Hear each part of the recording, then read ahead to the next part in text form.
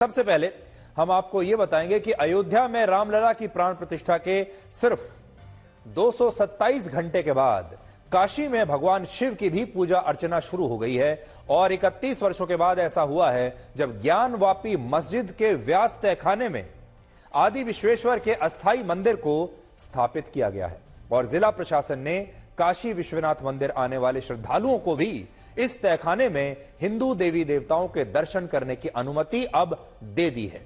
अब यहां बड़ी बात यह है कि वाराणसी की जिला अदालत ने प्रशासन को इस तहखाने में धार्मिक अनुष्ठान बहाल कराने के लिए 7 दिनों का समय दिया था, लेकिन प्रशासन ने 7 घंटे में ही ज्ञानवापी मस्जिद के अंदर पूजा पाठ को शुरू करवा दिया, जिसके तहत 31 जनवरी की रात को 11 बजे पहले मस्जिद में गंगा जल से हिंदू देवी देवताओं की प्रतिमाओं का शुद्धिकरण हुआ और इसके बाद पूरे विधि विधान के साथ मस्जिद के तहखाने में बंद हिंदू देवी देवताओं की पूजा अर्चना शुरू हुई और इस तरह से अयोध्या के बाद काशी में वो हुआ जिसके बारे में लोग ये कहने लगे थे कि ऐसा तो अब सपने में भी नहीं हो सकता, लोगों ने ये कल्पना भी नहीं की थी।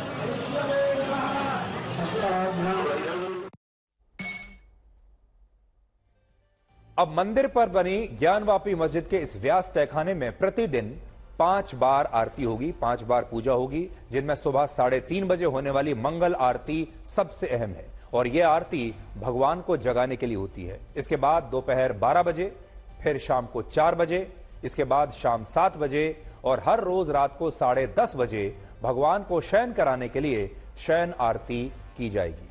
ये कितना बड़ा बदलाव आया है। जिस व्यास तहखाने में अभी ये पूजा शुरू हुई है उस पर वर्ष 1993 में समाजवादी पार्टी की सरकार ने रोक लगा दी थी और यह वो दौर था जब अयोध्या में बाबरी मस्जिद का समर्थन करने के बाद मुलायम सिंह यादव काशीराम के साथ गठबंधन करके मुख्यमंत्री बने थे और उस समय उत्तर प्रदेश में इन दोनों नेताओं के समर्थक एक बड़ा खास नारा लगाया करते थे। आज वो नारा मैं आपके सामने आपको बताता हूं क्या था। वो नारा था, मिले मुलायम काशी राम, हवा में उड़ गए जय श्री राम। ये नारा आज से 31 साल पहले लगा करता था उत्तर प्रदेश में। उस दौर में मुलायम सिंह यादव मुस्लिम वोटों के लिए अयोध्या और काशी में मंदिर के लिए आंदोलन करने वालों के खिलाफ काफी कठोर बने हुए थे और आरोप लगता है कि इसी के बाद उन्होंने काशी के व्यास तहखाने में पूजा पाठ करने पर भी रोक लगवा दी थी और वहां बैरिकेडिंग करके मंदिर और मस्जिद के बीच एक ऐसी दीवार खड़ी कर दी ताकि मस्जिद में बंद हिंदू देवी देवताओं की पूजा अर्चना हो ही ना सके। लेकिन आज इतने वर्षों के बाद यह दीवार गिर गई है और यह एक ऐतिहासिक घटना तब हुई है जब प्रधानमंत्री नरेंद्र मोदी खुद वाराणसी से लोकसभा में सांसद हैं। अब आज आपको व्यास तहखाने की कहानी भी पता होनी चाहिए। यह वही तहखाना है जहां पूजा अर्चना शुरू हुई है। इस तहखाने को व्यास तहखाना इसलिए कहते हैं क्योंकि इसका मालिकाना हक पंडित सोमनाथ व्यास के परिवार के पास है और अभी पंडित सोमनाथ व्यास के नाती शैलेंद्र पाठक की ही अर्जी पर वाराणसी की जिला अदालत ने इस तहखाने में हिंदू पक्ष को पूजा करने का अधिकार दिया है। यह तहखाना ज्ञानवापी मस्जिद के दक्षिणी भाग में स्थित एक तहखाने में बना हुआ है, एक बेसमेंट में बना हुआ है, जहां भगवान आदि विश्वेश्वर का शिवलिंग होने के साथ भगवान गणेश, भगवान विष्णु और हनुमान जी की प्रतिमाएं भी वहां पर मौजूद है और इस तहखाने को हिंदू पक्ष मूल मंदिर का गर्भगृह मानता है। तो ये बड़ी बात यह है कि जो पूजा जहां हो रही है ये मंदिर का गर्भगृह है और यहां पूजा अर्चना शुरू होना दोबारा से 31 सालों के बाद एक बहुत बड़ी घटना है। यह तहखाना करीब 400 वर्ग फीट के क्षेत्र में फैला है और इसकी ऊंचाई लगभग 7 फीट है और बहुत कम लोग इस बात को जानते हैं कि वर्ष 1819 में जब भारत में अंग्रेजों का शासन था तब वाराणसी के तत्कालीन मजिस्ट्रेट ने मस्जिद परिसर पर हिंदू पक्ष के दावे को सही माना था और कहा था कि यह जगह मुसलमानों को हिंदू पक्ष को दे देनी चाहिए। लेकिन तब इस आदेश के खिलाफ दंगे भड़क गए थे और अंग्रेजों ने इस मामले को शांत कराने के लिए मस्जिद के तहखाने को हिंदुओं को दे दिया और भूतल यानी ग्राउंड फ्लोर को मुसलमानों को दे दिया। और इस विवाद के बाद इस मस्जिद के बेसमेंट में हिंदू देवी देवताओं की हर रोज पूजा हुआ करती थी।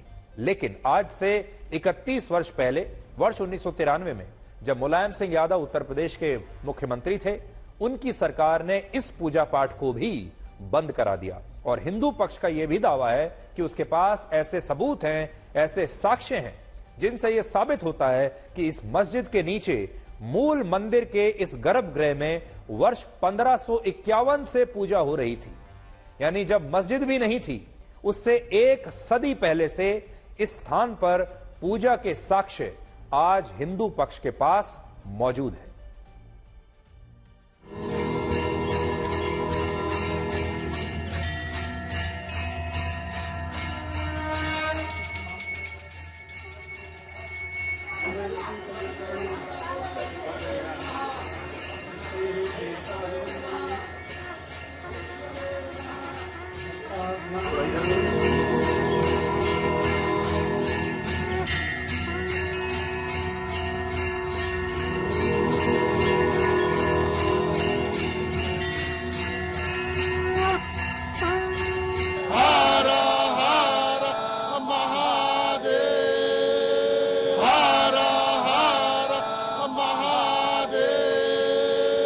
माननीय न्यायालय का जो ऑर्डर है उसकी कंप्लेंट्स किया गया। कोर्ट ऑर्डर की कंप्लेंट्स किया गया। कल रात में जो पूजा हुई, आप मौजूद थे वहां पे, किस तरीके की पूजा थी, क्या क्या हुआ उसमें? अब पूजा में क्या, पहले तो उसको दरवाजा सब बैरिकेड काट करके बनाए, दरवाजा जो है ताला बंद हो रहा है, तो उसमें जो है अंदर जब हम लोग प्रवेश किए हैं तो उसको गंगा जल से मतलब छिड़का हुआ बजेगा। फिर छिड़का होने के बाद और वहाँ का सफाई वफाई चिट्टी साथ सब सफा कर उसमें जो है गंगा जल से छिड़काव करके और वही समझ लीजिए कि पवित्र किया गया है मंत्र से। और उसके जो है बाद जो है खंभों का जो है सब उसमें आकृतियां बनी हुई हैं जो वास्तविक की है, संघ की है, कमल के आकार की, और हनुमान जी की मूर्ति भी उसमें मिली छोटा कोई है, और जो है कि वो मगरमच्छ की मूर्तियां हैं। ये सब जो है अपना उनको जंगल छिड़क रख करके और फूल से पूजा वूजा किया, कुछ मूर्तियां भी रही और फिर पूजा जो है चली है उसी में 1 आध घंटे समझ लीजिए, 12:30 बजे से लेकर 1 बजे से आप बहुत देर तक चला टाइम तो उसके भीतर कोई स्थापित मूर्ति तो नहीं है? तो जो पुरानी मूर्तियां हैं या जो दीवारों पर बनी हुई आकृतियां हैं उन्हीं की पूजा हुई? जी।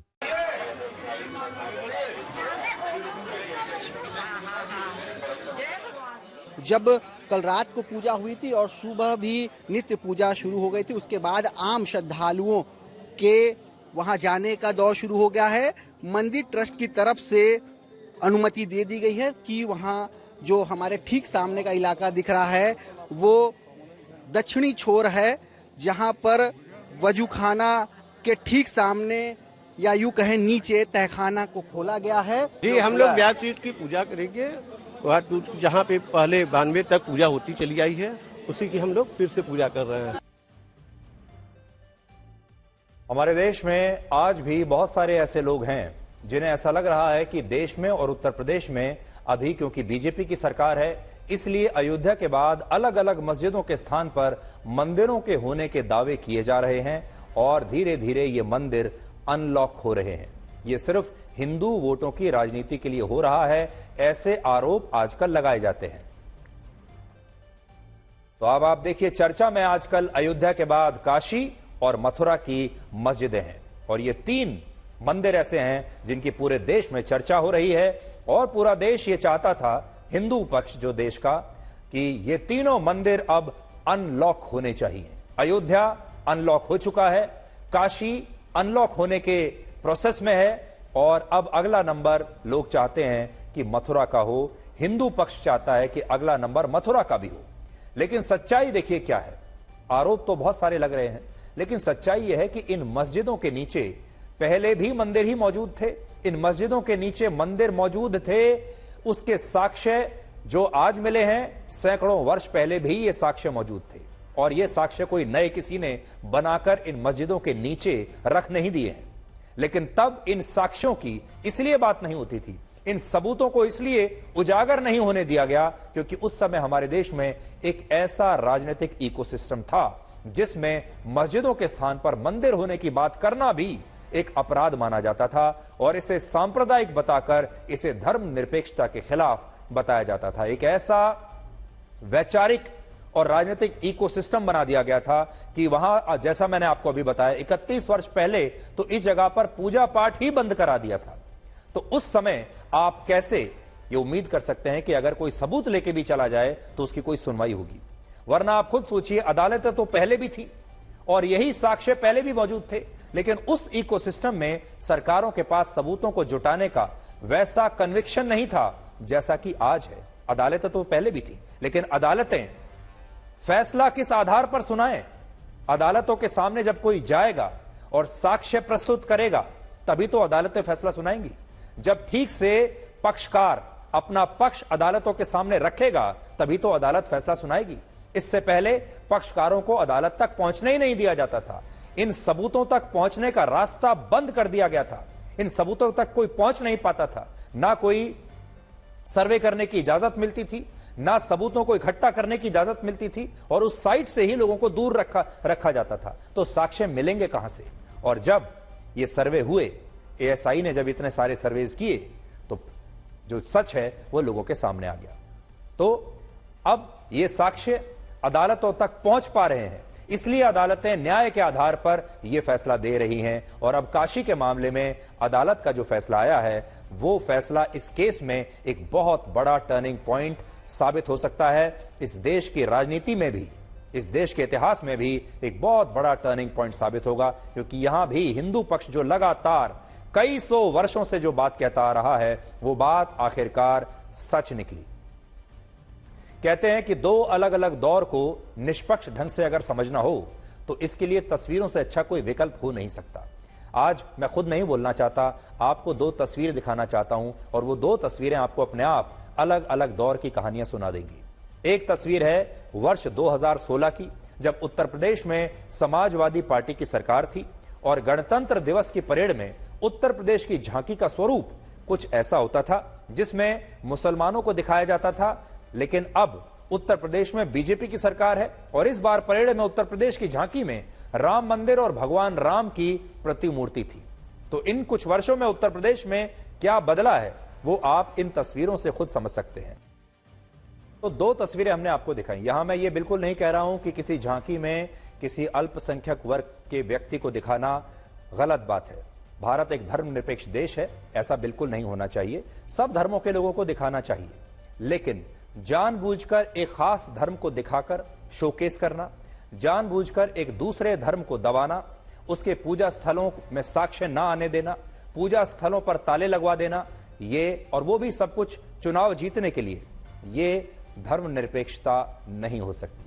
असली धर्मनिरपेक्षता यह है कि तमाम धर्मों को, चाहे वो हिंदू हो चाहे वो मुसलमान हो, सबको बराबर का मौका मिलना चाहिए और जो सच है वो सच देश तक आना चाहिए, चाहे वो सच किसी को अच्छा लगे या खराब लगे, चाहे वो सच अल्पसंख्यक के खिलाफ हो या बहुसंख्यक के खिलाफ हो, सच तो सच ही रहेगा। आप ये नहीं कर सकते कि क्योंकि ये सच अल्पसंख्यक के खिलाफ है, इस सच से अल्पसंख्यक की बात झूठी हो जाएगी, उससे हमें चुनाव में नुकसान हो जाएगा, इसलिए इस सच को दबा दिया जाए। यह धर्मनिरपेक्षता नहीं हो सकती। हमारे देश में आजादी के बाद कई दशकों तक स्कूल की पढ़ाई लिखाई ऐसी थी कि बच्चे बाबर और औरंगजेब के बारे में तो पढ़ते थे, लेकिन उन्हें इन मुगलों का सच पढ़ाया नहीं जाता था। और इसी वजह से आज भी हमारे देश में बहुत सारे लोगों को यह शायद याद ही नहीं होगा, पता ही नहीं होगा कि काशी के प्राचीन और मूल मंदिर को तोड़कर उस पर मस्जिद किसने बनवाई थी। इसलिए आज हम आपको संक्षेप में इस मंदिर का एक इतिहास भी बताना चाहते हैं जो कि शायद आपको पता नहीं होगा, हमारी इस पीढ़ी के लोगों को तो बिल्कुल पता नहीं होगा। भारत में मुस्लिम आक्रमणकारियों के आने के साथ ही काशी विश्वनाथ मंदिर पर हमले शुरू हो गए थे। अब इस कहानी को आप ध्यान से सुनिएगा। और इन हमलों में सबसे पहला हमला 11वीं शताब्दी में हुआ। उस समय गुलाम वंश के शासक कुतुबुद्दीन ऐबक ने काशी विश्वनाथ मंदिर पर हमला करवाया और इस हमले में प्राचीन मंदिर का शिखर टूट गया। लेकिन बड़ी बात यह थी कि इस हमले के बाद भी लोगों ने मंदिर के मूल स्थान पर पूजा पाठ करना बंद नहीं किया, यानी मंदिर तोड़ दिया, फिर भी पूजा पाठ होती रही। इसके बाद 16वीं शताब्दी में राजा टोडरमल ने काशी विश्वनाथ मंदिर का पुनर्निर्माण कराया, इसी मंदिर का जहां की हम बात कर रहे हैं। और वो मुगल बादशाह अकबर के 9 रत्नों में से एक थे, जिन्हें इतिहासकारों ने बाद में अकबर द ग्रेट कहकर पुकारा। और आपने जो स्कूलों में किताबें पढ़ी होंगी उसमें भी उन्हें अकबर द ग्रेट कहकर ही बुलाया जाता था। वर्ष 1669 में औरंगजेब के आदेश पर इस मंदिर को पूरी तरह से ध्वस्त कर दिया गया और मंदिर के स्थान पर मंदिर के ही बचे हुए अवशेषों और मंदिर के ही मलबे से एक मस्जिद बना दी गई, जिसे ज्ञानवापी मस्जिद का नाम दिया गया। और यह ज्ञानवापी मस्जिद आज भी वहां पर खड़ी है और पूरा विवाद इसी पर है। इसके बाद वर्ष 1780 में मालवा की रानी अहिल्याबाई होलकर ने इस ज्ञानवापी परिसर के साथ में एक नए मंदिर का निर्माण करवाया, जिसे आज हम काशी विश्वनाथ मंदिर के तौर पर जानते हैं। लेकिन यह मंदिर प्राचीन मंदिर के स्थान पर नहीं है। मूल मंदिर के स्थान पर आज भी ज्ञानवापी मस्जिद ही बनी हुई है और यह वही मस्जिद है जिसका निर्माण औरंगजेब के आदेश पर हुआ था। इस मंदिर को तोड़ने के बाद औरंगजेब के कार्यकाल का उल्लेख करते हुए एक पुस्तक लिखी गई, जिसे मासिर आलमगिरी कहते हैं। और इस पुस्तक में एक सूचना पत्र का जिक्र किया गया है, जिसमें साफ लिखा है कि औरंगजेब के आदेश पर ही काशी विश्वनाथ मंदिर को तोड़ा गया। और यह सूचना पत्र अगस्त 1669 का है। आपकी स्क्रीन पर आप देख सकते हैं, यह सबूत मैं आपके सामने पेश कर रहा हूं। सबसे बड़ी बात यह है कि ज्ञानवापी मस्जिद की दीवारों और अन्य पत्थरों पर ऐसी तमाम कलाकृतियां मिली जो प्राचीन मंदिर की दीवारों पर ही अंकित थी, यानी प्राचीन मंदिर की दीवारों को तोड़कर ही उन्हीं दीवारों को मस्जिद में इस्तेमाल कर लिया गया। और इन दीवारों पर त्रिशूल, डमरू, स्वास्तिक, पान के पत्ते, फूल, कमल का फूल, घंटी, कलश और हाथी की सूंड की टूटी हुई कलाकृतियां मिली। और मस्जिद परिसर में गुंबदों पर शिखर नुमा आकृतियां भी मिली, जिसे शंकुकार स्ट्रक्चर का हिस्सा बताया जाता है। और ज्ञानवापी मस्जिद की पश्चिमी दीवार तो मस्जिद के पूरे स्ट्रक्चर से ही अलग है और इसे देखकर कोई भी साफ बता सकता है कि यह मंदिर की दीवार है। लेकिन सोचिए, इन तमाम तथ्यों और सबूतों के होते हुए भी आज भारत में करोड़ों हिंदू अदालत के रास्ते ही न्याय की लड़ाई लड़ रहे हैं। लेकिन फिर भी हमारे देश का एक खास वर्ग यह कहता है कि हिंदू मुसलमानों पर जुल्म कर रहे हैं, क्योंकि इस समय बीजेपी की सरकार है। जुल्म तो वो होता जिसमें लोग मंदिर के साक्ष्य मिलने के बाद जबरदस्ती वहां पर मंदिर बना लेते, लेकिन ना तो अयोध्या के मामले में भारत के हिंदुओं ने ऐसा किया और ना ही काशी के मामले में ऐसा कभी होगा, क्योंकि हिंदू धर्म मर्यादा और न्याय पर चलना सिखाता है और ये आक्रामकता बिल्कुल नहीं सिखाता। दुनिया में कोई ऐसा देश नहीं होगा जहां बहुसंख्यक आबादी, जिनकी आबादी लगभग 80% हो, 80% आबादी वाले धर्म के लोग इतने धैर्य के साथ अपनी बारी का इंतजार करें और यह तय करें कि जब अदालत का न्याय होगा तभी हम आगे चलकर पूजा पाठ शुरू करेंगे, तभी हम मंदिर बनाएंगे। और ये जो इंतजार है इस 80% लोगों का, 80% आबादी का, ये कोई 2, 4, 10, 20, 50 साल का इंतजार नहीं है, सैकड़ों वर्षों का इंतजार है। 500 वर्ष अयोध्या के लिए इंतजार किया और लगभग इतना ही इंतजार अब इस मंदिर के लिए भी हिंदू धर्म के लोगों को इस देश में करना पड़ा, बावजूद इसके कि वो अल्पसंख्यक नहीं बहुसंख्यक है। 80% आबादी उनकी है। बड़ी बात यह है कि दोनों ही मामलों में जो अच्छी बात है, जो एक लोकतंत्र को मजबूत बनाती है, वो ये कि जो आखिरी फैसला आया वो अदालत का ही आया। एक और बात, आज बहुत सारे लोग ये भी कह रहे हैं कि वाराणसी के जो डिस्ट्रिक्ट जज हैं, जिन्होंने यहां पूजा शुरू करने का आदेश दिया इस तहखाने में, उन्होंने अपने कार्यकाल के आखिरी दिन यह फैसला सुनाया, यानी यह फैसला सुनाते समय यह उनका लास्ट वर्किंग डे था और अगले दिन वो रिटायर हो गए। अब बड़ी बात यह है, जो लोग इस पर शक कर रहे हैं, क्या हम ये मान लें कि इस देश में जितनी भी अदालतें हैं और हमारे देश में जितने भी जज हैं, वो लास्ट वर्किंग डे यानी अपने आखिरी दिन रिटायरमेंट से पहले जितने भी फैसले सुनाएंगे वो मान्य नहीं होंगे, वो फैसले गलत होंगे, वो फैसले जानबूझकर दिए गए फैसले होंगे, वो फैसले किसी खास मकसद को ध्यान में रखते हुए दिए जाएंगे? क्या हम ये मान लें? क्या हम ये मान लें कि कोई भी जज अपने रिटायरमेंट से एक दिन पहले अपने आखिरी दिन अदालत में फैसले गलत सुनाएगा? ये बातें करके ये जो एक खास वर्ग है, ये हमारी न्याय व्यवस्था पर सवाल उठाता है, हमारे जजों पर सवाल उठाता है और इस न्याय व्यवस्था को लेकर जो हिंदू पक्ष ने सैकड़ों वर्षों का इंतजार किया, उस धैर्य पर भी सवाल उठाता है।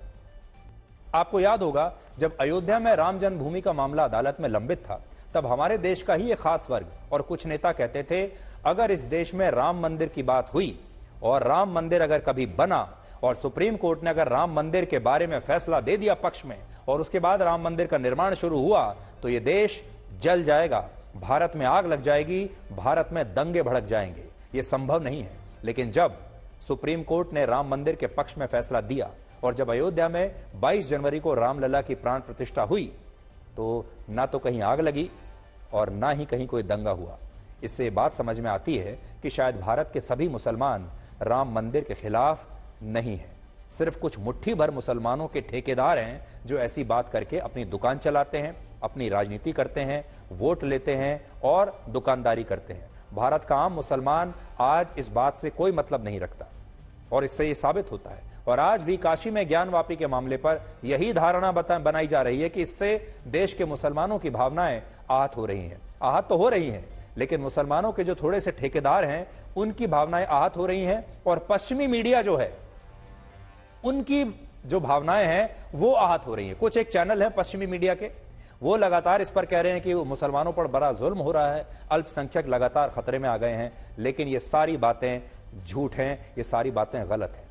लेकिन देश का असली और सच्चा मुसलमान कैसा है वो आज आप इन तस्वीरों से समझ सकते हैं।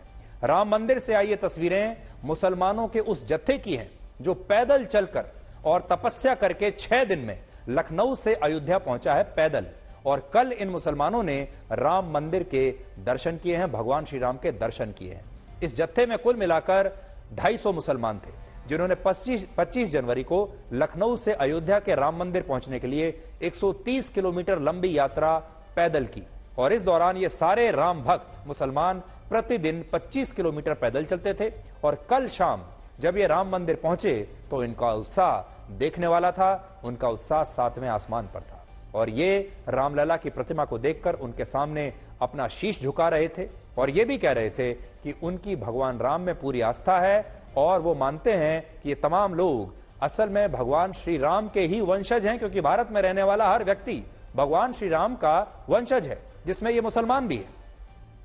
लेकिन दुख की बात यह है कि हमारे ही देश के कुछ लोगों ने अब इन मुसलमानों को गद्दार कहना शुरू कर दिया है। इनके खिलाफ फतवे आने शुरू हो जाएंगे और कहा जा रहा है कि ये नकली मुसलमान हैं जिन्हें नर्क में भी जगह नहीं मिलेगी।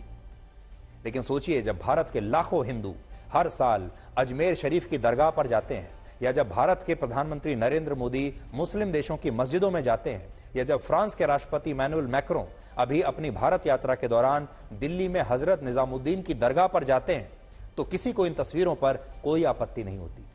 उनके खिलाफ कोई ऐसा बात नहीं कही जाती कि वो अपने धर्म के खिलाफ जा रहे हैं, अपने धर्म का अपमान कर रहे हैं। लेकिन जब कुछ धर्मनिरपेक्ष मुसलमान राम मंदिर चले जाते हैं तो उन्हें गद्दार बता दिया जाता है। यहां सबसे बड़ा विरोधाभास यह है कि जो लोग प्रधानमंत्री मोदी से अक्सर ये पूछते हैं कि वो मस्जिदों में जाकर मुसलमानों की तरह सिर पर टोपी क्यों नहीं पहनते, वही लोग अब कुछ मुसलमानों के राम मंदिर जाने का विरोध कर रहे हैं और कह रहे हैं कि ये लोग आरएसएस के मुस्लिम मंच से जुड़े हुए हैं, ये बीजेपी के मुसलमान हैं, इसलिए ये नकली मुसलमान हैं और ये गद्दार हैं।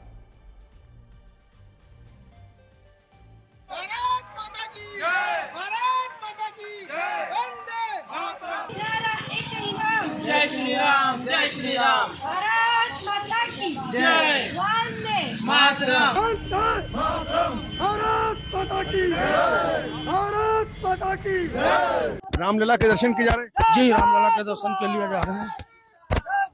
क्या मानते हैं आपके नबी हैं? वो हमारे पूर्वज हैं, हम उनके वंशज हैं। ठीक है, हमारे इस्लाम में यही बताया जाता है कि हर धर्म का सम्मान करो।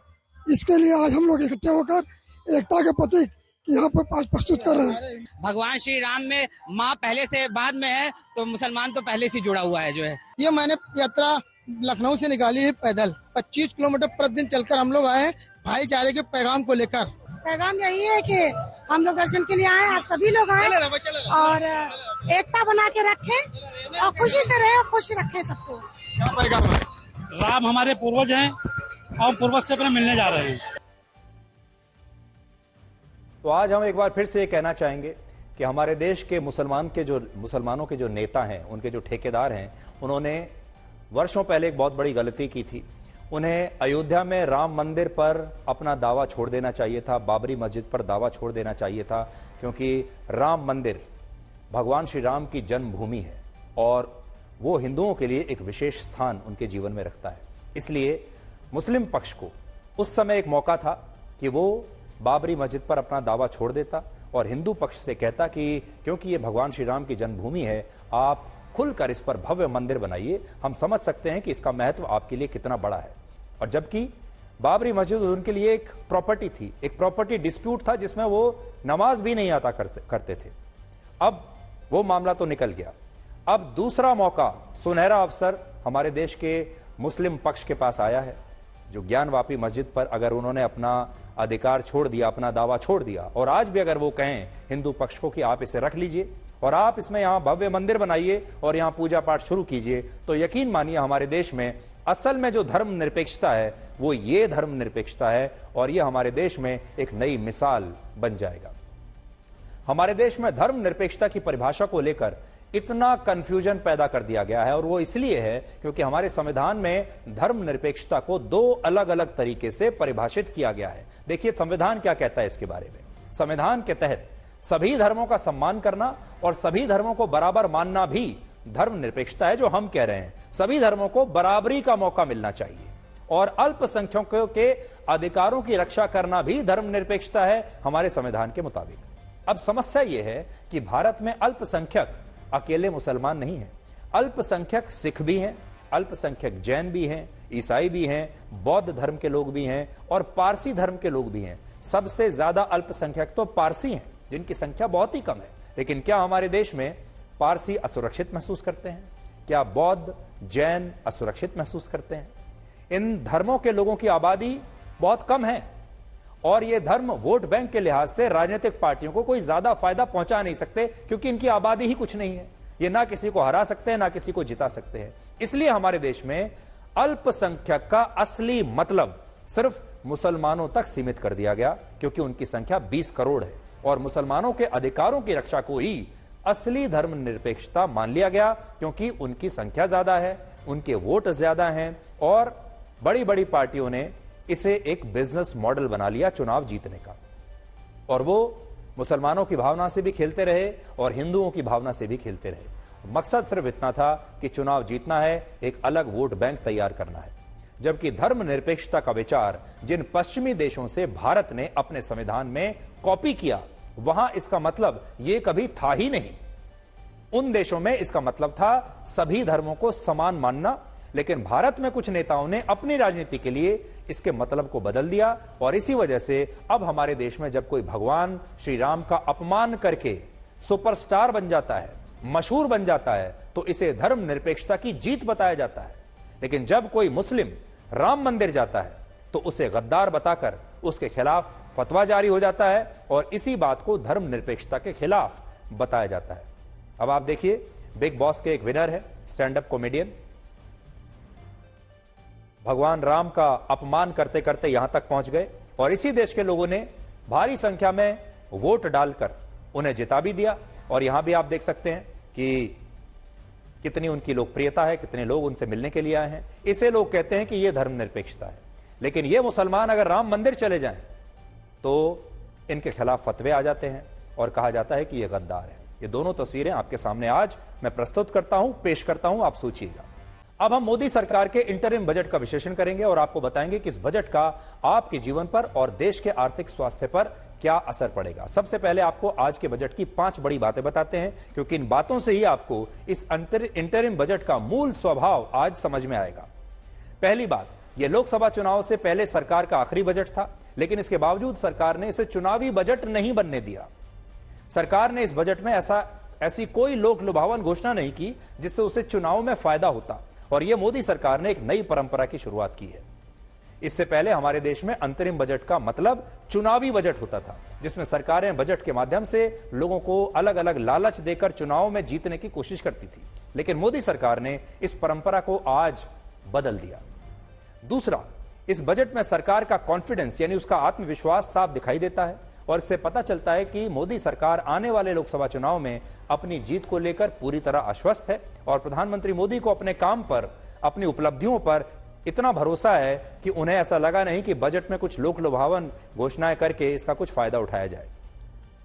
तीसरा, इस बजट को आप मोदी की गारंटी वाला बजट भी कह सकते हैं। इस बजट में प्रधानमंत्री मोदी ने देश को वर्ष 2047 तक विकसित भारत बनाने की गारंटी दी है और यह बजट ग्रोथ ओरिएंटेड होने के साथ फ्यूचरिस्टिक बजट भी है और काफी प्रोग्रेसिव बजट है। इस बजट की थीम है विकसित भारत एट 2047 और सरकार ने 75 वर्षों के अमृतकाल के बाद अगले 25 वर्षों को कर्तव्य काल के रूप में परिभाषित किया है। चौथी बात, यह नई जातियों वाला बजट है। अब नई जातियां आई है। क्या जातियां हैं देश की? युवा, महिला, किसान और गरीब, ये जातियां हैं जिनके लिए सरकारों ने बड़ी बड़ी योजनाओं का सरकार ने ऐलान किया है और यह बजट ज्ञान पर आधारित है। ज्ञान का मतलब क्या है? जी का मतलब गरीब, वाई का मतलब युवा, ए का मतलब अन्नदाता और एन का मतलब नारी।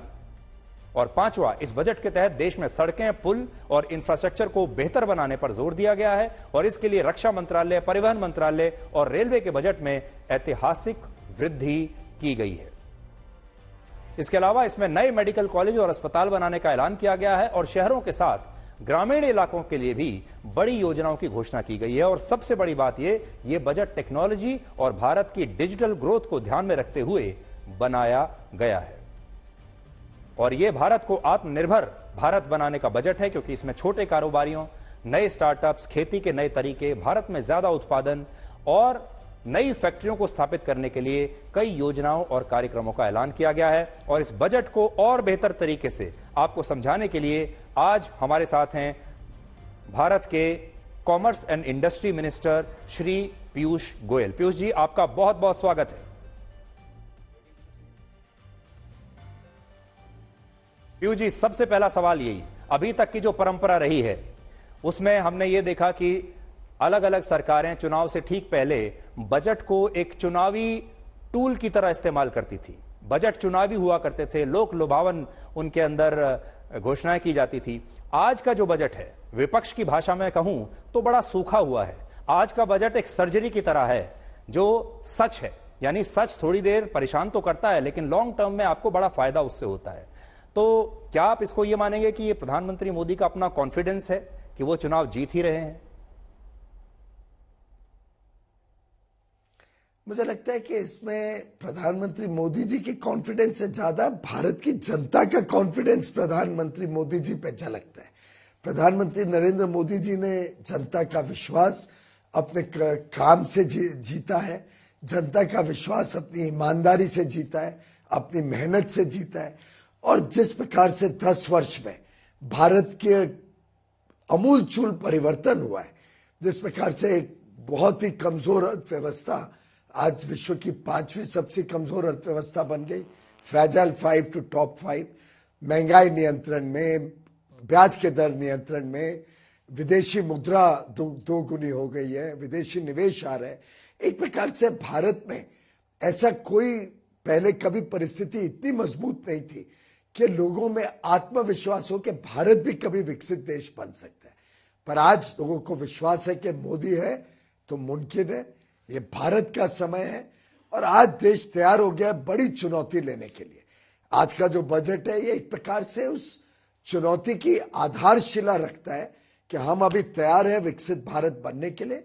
हमारी आधार रहेगी समाज के हर वर्ग का उत्थान, हमारा आधार रहेगा कि गरीबों का कल्याण हो, उनका अच्छा भविष्य मिले, मध्यम वर्ग और आगे जाए, किसानों की आमदनी भी बढ़े, उनको नई टेक्नोलॉजी, नए मौके मिले।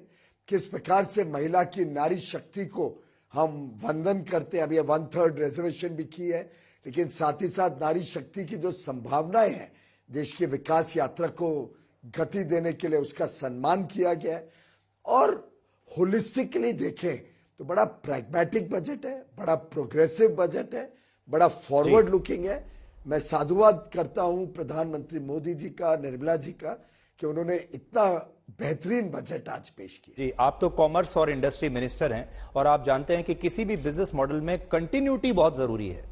और हम ये लक्ष्य जब कहते हैं कि हम विकसित भारत बनेंगे 2047 तक, हमारा जो बिजनेस मॉडल है उसकी कंटिन्यूटी के लिए इंटरनेशनल स्तर पर जो नए नए बदलाव आ रहे हैं, टेक्नोलॉजीज बदल रही हैं, आर्टिफिशियल इंटेलिजेंस आ रहा है, आपको क्या लगता है कि अंतर्राष्ट्रीय स्तर पर हमारा सबसे बड़ा जो चैलेंज है, चुनौतियां भी तो बहुत सारी होंगी, वहां तक पहुंचने में कौन सी ऐसी चुनौतियां आपको दिखाई देती हैं जिसके लिए हमें कुछ और एक्स्ट्रा तैयारी करनी पड़ेगी? देखिए, आपने देखा होगा मोदी जी अपने आप को नई टेक्नोलॉजी से जो विश्व के परिवर्तन हो रहे हैं उसके साथ हर समय 2 कदम आगे रहते हैं। जब आर्टिफिशियल इंटेलिजेंस का प्रभाव बढ़ रहा था तो मोदी जी ने उसके ऊपर पूरा अपनी जानकारियां ली, समझा, विश्व के बड़े प्रमुख लोगों से चर्चा विमर्श करके एक भारत को भी उस दिशा में लेके जाने का काम किया। कोविड आया, इतनी बड़ी महामारी, इतना बड़ा चैलेंज, क्राइसिस, हमने उसको भी एक मौके में परिवर्तित कर दिया। उसका भी लाभ कैसे देश को लंबे अरसे तक रहे, उसमें हमने नई शोध भी करी, अपना वैक्सीन भी बनाए, अपनी पूरी फार्मा इंडस्ट्री और बड़ी खड़ी हुई। अब चुनौतियां तो आगे भी आएंगी, पहले भी थी। चुनौती का सामना आप समझदारी से करो और जैसे आपने करेक्टली कहा, दुनिया चाहती है स्टेबिलिटी, प्रेडिक्टेबिलिटी, ट्रांसपेरेंसी। दुनिया चाहती है कि देश निजर काम ना करे, कंसिस्टेंसी रहे देश की अर्थव्यवस्था में, देश की पॉलिटिकल लीडरशिप में, देश की नीतियों में। और मैं समझता हूं मोदी जी ने जिस प्रकार से देश का नेतृत्व किया है, जिस प्रकार से उन्होंने एक पूर्ण बहुमत वाली सरकार जो जनता के आशीर्वाद से मिली, उसके रहते देश को तेज गति से रिफॉर्म, परफॉर्म और ट्रांसफॉर्म के दिशा में लेके गए, जिस प्रकार से उन्होंने युवाओं में उत्साह बढ़ाया, चाहे वो स्पोर्ट्स का फील्ड हो या डिफेंस में आत्मनिर्भरता हो, चाहे इनोवेशन की दुनिया हो या इंक्लूसिव ग्रोथ की बात हो, हर तरीके से प्रधानमंत्री मोदी जी ने देश का आत्मविश्वास और देश को एक नई ऊर्जा दी है बड़ी छलांग लगाने के लिए। और मैं समझता हूं कि जैसा वो कहते हैं, यही समय है, देश के लिए सही समय है। जी पीयूष जी, आज जब निर्मला जी अपना भाषण दे रही थी बजट का और सारा ये अनाउंसमेंट हो रहा था, तो हम सब विश्लेषण कर रहे थे कि इस बजट में क्या अच्छा है, क्या खराब है। जो एक बात कॉमन सब लोग कह रहे थे वो ये है कि इस बजट से सरकार का आत्मविश्वास दिखाई देता है और इस बजट से पता चलता है कि मोदी सरकार को यह विश्वास है कि वही वापस चुनाव के बाद लौटने वाले हैं। तो इस पर आज मैं आपसे ये सवाल पूछना चाहता हूं कि अगर आप लौटेंगे पहले से मजबूत होकर, पहले के बराबर सीटें लेकर, पहले से कम सीटें लेकर, क्योंकि 272 से कुछ भी ऊपर मिल जाए तो वापसी तो हो ही जाएगी, क्या लगता है आपको? दो चीजें, पहले तो हमारा आत्मविश्वास तो है ही, लेकिन उस आत्मविश्वास की आधारशिला भारत की जनता है। जनता ने जो प्यार, जनता ने जो विश्वास मोदी जी को दिया है, जिस प्रकार की आज उनकी पॉपुलैरिटी है, जिस प्रकार का लोगों में एक धारणा बन गई है कि मोदी है तो मुमकिन है, मैं समझता हूं उसके आधार पे हमारा आत्मविश्वास है कि हम जीत के आएंगे। और मेरा पक्का आपके चैनल पे ये भविष्यवाणी लेनी है तो भविष्यवाणी ले लो, आकलन लेना है तो आकलन समझ लो, लेकिन पूरी चारों दिशाओं में देखकर, हर राज्य का परिस्थितियों को जांच के समझकर मैं विश्वास के साथ कह सकता हूं पिछली बार से अधिक सीटें लेके भारतीय जनता पार्टी और एनडीए की सरकार आने जा रही है। दोनों बीजेपी और एनडीए की पिछली बार से अधिक सीटें आएंगी, ये मेरा पक्का विश्वास है। इसमें भगवान श्री राम की कितना योगदान होगा? देखिए, हम तो बहुत आस्था रखते हैं, हमारे लिए तो भगवान प्रभु श्री राम का आशीर्वाद बहुत जरूरी होता है हमारे सभी काम में। ये आज की बात नहीं है, मैं समझता हूं जिस दिन से पैदा हुआ हूं तब से लेके आज तक हमारी आस्था प्रभु श्री राम पे रही है। हमारा विश्वास है कि प्रभु श्री राम का आशीर्वाद भारत पे है, हर भारतवासी पे है, और हर भारतवासी के दिल में राम बसे हुए। तो प्रभु श्री राम का आशीर्वाद विकसित भारत के लिए सदैव बना रहेगा, ऐसी मैं उनसे प्रार्थना भी करता हूं और मुझे पूरा विश्वास है कि भगवान देशवासियों के साथ है। पीयूष जी, मेरा सेकंड लास्ट सवाल आपसे यह है कि मोदी जी जब से आए और आपकी सरकार जो है वो रेवड़ी कल्चर के खिलाफ अपने आप को बताती है और आपने रेवड़ी कल्चर को समाप्त करने की कोशिश की है, लेकिन अभी भी समाज का एक बहुत बड़ा तबका है जिसे हमें अभी एक्स्ट्रा एक बूस्ट देने की हमें आवश्यकता पड़ती है। जैसे $400 बिलियन डायरेक्ट बैंक ट्रांसफर में आपने दिए, $260 बिलियन का लोन मुद्रा स्कीम में आपने दिया, इसी तरीके से फार्मर्स को भी आप लगातार, किसानों को भी पैसा उनके खाते में भेज रहे हैं। अब विपक्ष के बहुत सारे नेता इसे भी रेवड़ी ही मानते हैं, लेकिन मैं आपसे यह जानना चाहता हूं कि विकसित भारत का सपना जब पूरा हो जाएगा, वो कौन सा थ्रेशहोल्ड आप समझते हैं होगा जब आपको इन योजनाओं की जरूरत नहीं पड़ेगी और आप सबको इतना सक्षम कर देंगे कि किसी को, सब लोग अपना लोन चुका सकते हैं, सब लोग अपना मकान बना सकते हैं और सब लोग अपना बैंक अकाउंट भी ठीक से ऑपरेट कर सकते हैं। मैं समझता हूं आपने स्वयं ही इस बात का पुष्टिकरण करी कि एक प्रकार से प्रधानमंत्री मोदी जी की कोई योजना देख लो, वो सशक्तिकरण करती है, सशक्त बनाती है हर व्यक्ति को, उसको अपने पैर पे खड़े होने के लिए तैयार करती है। और हमने तो कई सारी ऐसी चीजें, सब्सिडीज वगैरह बंद करी है जो हमें लगता था कि ठीक से टारगेटेड नहीं थी या उसका लाभ सही जगह पे नहीं पहुंचा। लेकिन ये भी बात सच है कि हम अब ग्रोथ फेज में है। ग्रोथ फेज में हमें सहायता भी देनी पड़ेगी अलग अलग वर्गों को, जिन लोगों को वर्षों तक या दशकों और सदियों तक, पीढ़ियों तक शोषित रखा गया, वंचित रखा गया, उनकी सहायता करना, उनके लिए एफर्मेटिव एक्शन, ये हमारे सबकी सामूहिक जिम्मेदारी भी है। तो मेरा विश्वास है कि जैसे जैसे आर्थिक प्रगति होती है, जैसे जैसे देश में रोजमर्रा की जरूरतें, रोटी, कपड़ा, मकान, स्वास्थ्य सेवा, शिक्षा, बिजली, सड़क, पानी, अच्छी कनेक्टिविटी, रोजगार के अवसर, नए काम के अवसर, हमारे युवा युवतियों को अपना काम करने के लिए सहूलतें, ये सब चीजें जैसे जैसे और प्रचलित होंगी और देश आगे बढ़ेगा, विकास आगे होगा, तो स्वाभाविक रूप से सब लोगों तक ये सहूलतें पहुंचेंगी, तो देश भी विकसित होगा और एफर्मेटिव एक्शन आस्ते आस्ते जरूरत नहीं पड़ेगी। जी पीयूष जी, आखिरी सवाल मेरा यह है और ये थोड़ा सा आउट ऑफ सिलेबस है, और वो ये कि जैसे मैंने आपसे कहा कि बिजनेस कंटिन्यूटी कई बार बहुत जरूरी होती है और कई बार हमने ये भी देखा मोदी सरकार फैसले भी लेती है जो कड़े फैसले होते हैं, जैसे कि जो चाइनीज कंपनियां हैं या जो उनके एप्स हैं उसको लेकर फैसला हुआ। अभी एक फैसला हुआ पेटीएम को लेकर, और पेटीएम, क्योंकि हमारे जो दर्शक हैं बड़ी संख्या में पेटीएम को इस्तेमाल करते हैं, इसके पीछे आप हमारे दर्शकों को क्या कहना चाहेंगे, क्या एडवाइजरी आप देना चाहेंगे? सुधीर जी, मुझे ये रेगुलेटर का निर्णय है, रिजर्व बैंक ऑफ इंडिया का निर्णय है, और हमारी सरकार कभी भी रेगुलेटर के काम में दखल अंदाजी नहीं करती है। मुझे लगता है कि रेगुलेटर ही इसके ऊपर खुलासा कर पाएंगे। जो भी रेगुलेटर निर्णय लेगा सोच समझ के और सभी पहलू को ध्यान में रखते हुए रेगुलेटर डिसीजन लेता है। जी, तो अगले लोकसभा चुनाव के बाद भी पीयूष जी एक कैबिनेट मंत्री के तौर पर हमारा आपके साथ इस तरह से इंटरेक्शन जारी रहेगा, ये हम आश्वस्त होकर आज चल सकते हैं? Thank you so much. मुझे लगता है कि प्रधानमंत्री नरेंद्र मोदी जी इस देश के प्रधानमंत्री बनेंगे, इस बात के बारे में आप आश्वस्त रह सकते हैं। थैंक यू पीयूष जी, आपका बहुत बहुत शुक्रिया। इस वक्त की बड़ी खबर बता देते हैं जो रांची से आई है, जहां जेएमएम गठबंधन के विधायकों को हैदराबाद ले जा रही एक चार्टर्ड फ्लाइट को रद्द कर दिया गया है। घने कोहरे की वजह से हैदराबाद जाने वाली ये फ्लाइट अब रद्द हो गई है। इसके अंदर जेएमएम के विधायक बैठे हुए थे और जेएमएम ने यह सोचा था कि कहीं उसके विधायकों को कोई तोड़ ना ले, इसलिए इस प्राइवेट प्लेन में बैठाकर वो अपने विधायकों को हैदराबाद ले जा रहे थे। लेकिन यह फ्लाइट बहुत समय से एयरपोर्ट पर ही खड़ी थी, ये प्लेन एयरपोर्ट पर ही खड़ा हुआ था क्योंकि वहां बताया गया कि मौसम ठीक नहीं है।